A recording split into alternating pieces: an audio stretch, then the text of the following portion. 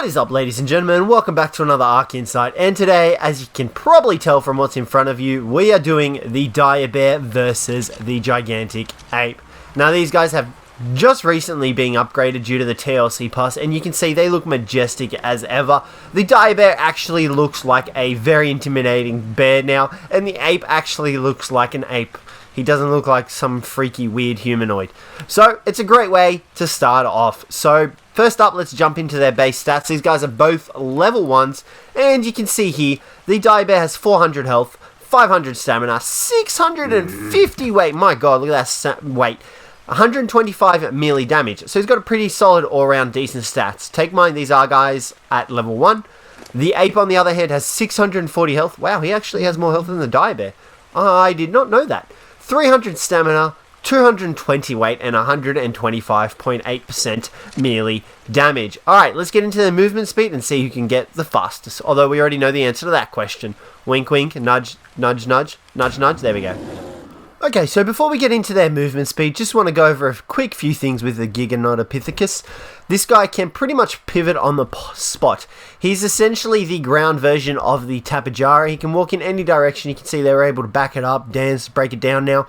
And you can see he's able to walk in any direction, any maneuverable way. He can also jump now thanks to the TLC pass. So that was just a quick little addition as well. Now, in terms of movement speed, obviously the ape is slower. We ran from the beginning of that rock all the way to the end of this rock over here in about 9 seconds. Now, don't get me wrong, he has a decent movement speed. He's obviously not the fastest, but he does have decent movement speed. So you see there, he ran that in about 9 seconds. And, you know, you can utilize the jump. It probably would boost his movement speed up a little bit. However, we did not. Whereas the dire bear managed to complete it in 7 seconds, which is obviously to be expected because this guy just continually gathers speed the more he moves. You can see there, we're slowly starting to gather it. He does that in about 7 seconds, but you can see that he actually gains more and more speed the more you run. Look at that. He does eventually reach a point where he doesn't gain any more speed and sticks at that speed for a certain length of time. You can see there, he's still running pretty fast. So the dire bear is probably almost one of the fastest creatures in the game. He doesn't have the fastest base movement speed in the game, but he is one of the fastest creatures in the game.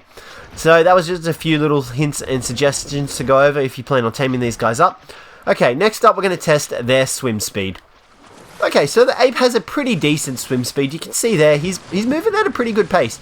Obviously, it's what you'd expect. He is a humanoid, so you obviously would expect him to swim underwater. He can also damage underwater. You can see there, he's able to pretty much just palm things out of the way and deal damage to them, which is a great way to maneuver the underwater terrain. However, obviously, he does have an oxygen stat. We'll turn on the HUD here so you can actually see. And his oxygen stat is not the greatest, but he is still able to deal damage, so you can obviously use him to swim around small rivers and lakes, dealing with the mega piranhas located in that area. Now, the dire bear's swim speed is actually pretty... Okay, sorry, I was wondering what that little signal thing down the bottom next to the creative mode thing, bee protection. Makes sense. Okay, so we'll get into that later, but the dire bear actually got increased swim speed from the TLC pass. You can see he's able to swim pretty cool. It actually looks really cool, like he's walking underwater. But it's still pretty slow. So there is that downside, but he can still attack underwater like the ape. However, he is not faster than the ape. The ape is faster.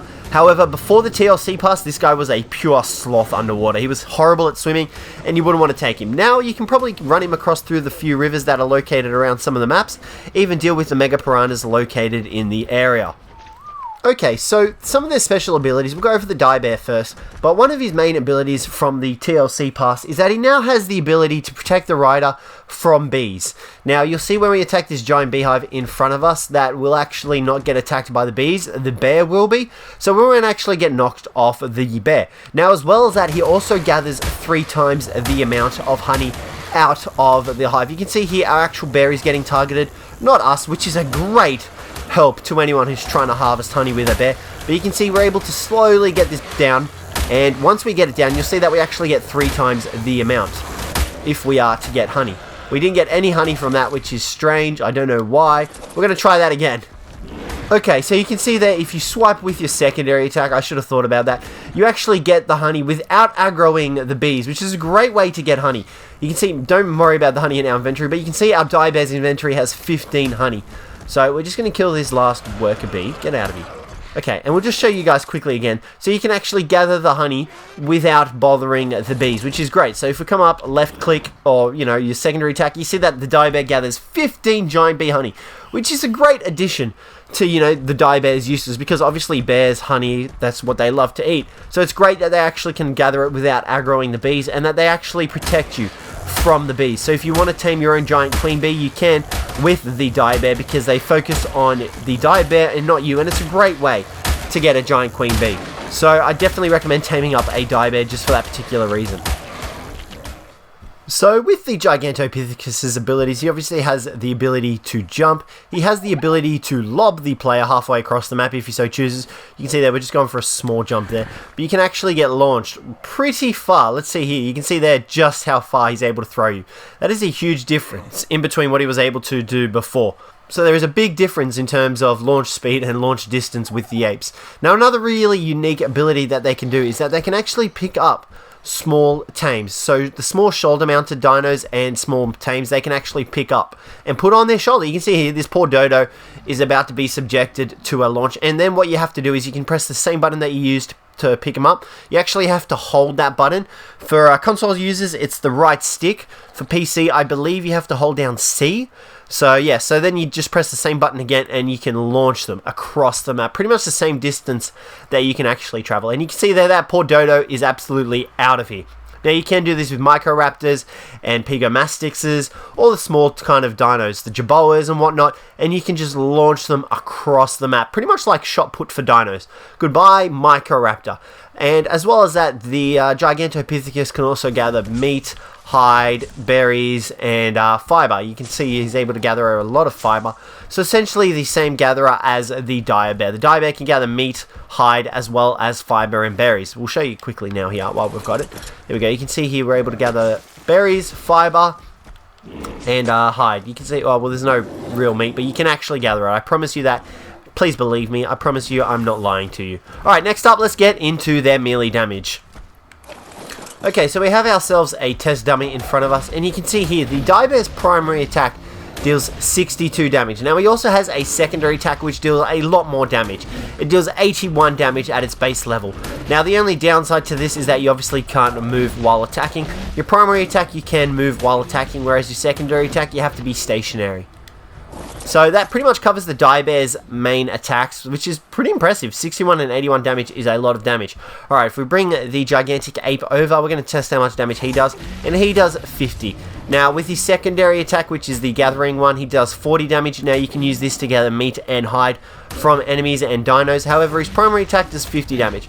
That's a pretty solid amount of damage when you consider the size of the two. Now we'll just quickly showcase that you are able to gather meat and hide with the Gigantopithecus and the dire bear while we've got the corpse of the trike there. We'll just grab that there quickly. You can see there the difference. Now the dire bear is obviously the better gatherer of the hide and meat, while the Gigantopithecus lacks it as much, but he's still able to gather it. As well as berries, the dire bear is better at gathering the berries, but the Gigantopithecus is better at gathering fiber. We've actually tested this before in a previous video. You can see there, the Gigantopithecus manages to gather a crap ton of fiber in one hit, whereas the dire bear just kind of gathers it on the side with the berries. You can see there he only gets 148, so the Gigantopithecus is able to gather fiber more. Now the turning radius of the two, obviously the Gigantopithecus can just pivot on the spot like a pretty ballerina dancer, and is able to move however the heck you want him to, which is pretty great to be honest. So there's not really much else for the Gigantopithecus. The dire bear on the other hand does have a little bit of a larger turning radius obviously, because he is a much wider creature, but he's able to maneuver pretty good. But the more speed he picks up, the larger the turning radius becomes. You can see here the turning radius is becoming larger. However, this is probably to be expected because he is gathering a lot of speed, so he is able to move quite a lot. That is another ability that we did forget to mention actually while we're here, is that the dire bear can gain more speed while moving. However, his movement speed does not affect this. So the more you level up his movement speed, it won't have any effect gaining more speed for the dire bear. Now, one last little unique thing with the Gigantopithecus is that you can actually equip different armored helms onto him.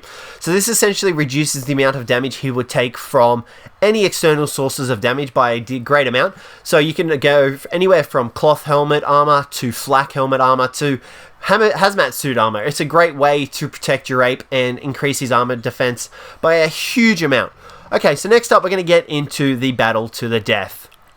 Alrighty, and here we go. They're all lined up, ready to go. They should attack each other straight away.